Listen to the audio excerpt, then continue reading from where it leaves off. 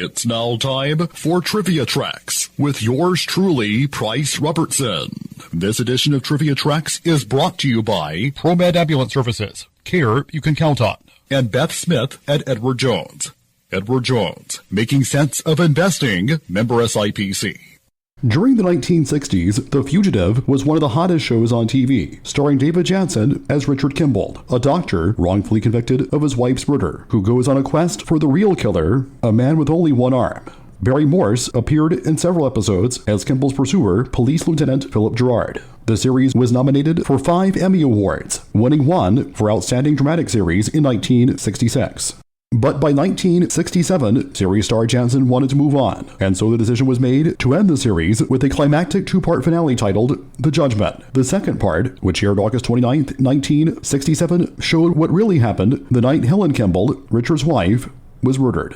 It turns out that an eyewitness, a family friend, was at the Kimball home, where he witnessed Fred Johnson, the one-armed man, murder Helen Kimball on that fateful night, but was too cowardly to intervene because he didn't want to damage his reputation as a war hero. Johnson was played by Bill Raish, who lost his right arm in combat during World War II, but went on to become a stand-in for Burt Lancaster.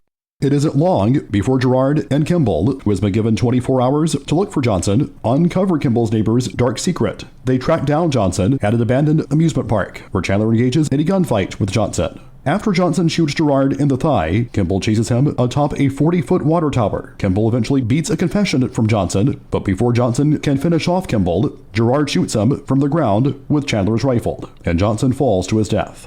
Kimball informs Gerard that Johnson confessed, but since nobody else heard it, the confession is worthless. Then Chandler tells Gerard and Kimball that he saw Johnson murder Helen Kimball and will testify to that effect in court. In the final scene, an exonerated Kimball, walking toward his new life with his new girlfriend, a court reporter, and a friend of the Kimball's, leaves the courthouse and quietly shakes Gerard's hand. Narrator William Conrad states, Tuesday, August 29th, the day the running stopped. Part 2 of the finale was at the time the most watched television series episode, garnering 72% of all TV viewers. That record was held until the November 21st, 1980 episode of Dallas titled Whodunit, viewed by 41.47 million households, which was later surpassed by the series finale of MASH in February 1983, attracting 50.15 million viewers. According to producer Leonard Goldberg, who was an ABC exec at the time of the Fugitive finale, the network was simply going to end the series with a regular episode without any kind of denouement, as network executives were totally oblivious to the concept that a television audience actually tuned in week after week and cared about the characters of a TV series. The timing of the broadcast was unusual. Rather than ending the regular season, the finale was held back while suspense continued through the summer reruns. In 1997, The Judgment Part 2 was ranked number 23 on TV Guide's 100 Greatest Episodes of All Time. Till next time, I'm Price Robertson. Amazed by today's trivia? Then join me for Trivia Tracks weekdays at 6:45 on Everybody's Country Y95.